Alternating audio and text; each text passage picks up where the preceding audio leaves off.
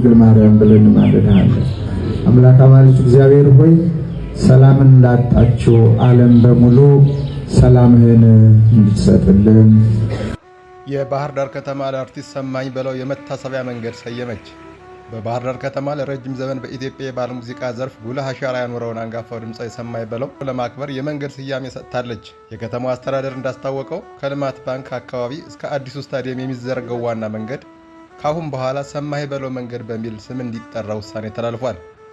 ይህ ውሳኔ ለአርቲስቱ በተዘጋጀ የመታሰቢያ ፕሮግራም ላይ በይፋ የተገለጸ ሲሆን የከተማው ኃላፊዎች ሰማኝ በለው ለባህልና ለከተማው እድገት ያበረከተውን አስተዋጽኦ ለማስታወስ እንደሆነ ገልጸዋል።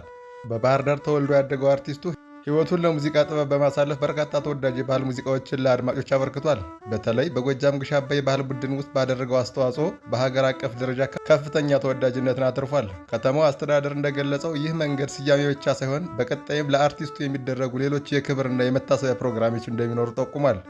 ይህ ዜና ስለ ሀገራችን የሙዚቃ ታሪክ ትልቅ አሻራ ያኖሩ አርቲስቶች የሚሰጣቸውን እውቅና የሚያሳይ አንዱ ምሳሌ መሆኑ ተነግሯል። በትራምፕና በጆርጂያ ሜሎኒ መካከል የዲፕሎማሲ ውዝግብ ተነሳ። በአሜሪካ ፕሬዝዳንት ዶናልድ ትራምፕ እና በጣሊያን ጠቅላይ ሚኒስትር ጆርጂያ ሜሎኒ መካከል አዲስ የዲፕሎማሲ ውጥረት ተፈጥሯል። ጉዳዩ የተነሳው ፕሬዝዳንት ትራምፕ ለጣሊያን የቴሌቪዥን ጣቢያ ኤል7 በሰጡት ቃለ ምልልስ ላይ ጠቅላይ ሚኒስትር ሜሎኒ በቅርቡ በፈረንሳይ በተካሄደው የጂ7 ጉባኤ ወቅት አብረው ፎቶ ለመነሳት እንደጠየቀቻቸው በመናገራቸው ነው። ትራምፕ ይህን ንግግር በማከል ፎቶውን ለመነሳት የተስማሙት ከርህራሄ የተነሳ መሆኑን ገልጸዋል ተብሏል።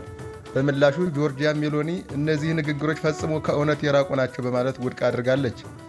ሜሎኒ በሰጠችው መግለጫ እኔም ሆንኩ ጣሊያን ማንንም አንለምንም በማለት ጠንካራ ምላሽ ሰጥታለች። ክስተቱ በጣሊያን ውስጥ ከፍተኛ ውይይት አስነስቶ ሲሆን የጣሊያን የውጭ ጉዳይ ሚኒስትር አንቶኒዮ ታጃኒ ወደ አሜሪካ ሊያደርጉት የነበረውን ጉብኝት መሰረዛቸው ተዘግቧል።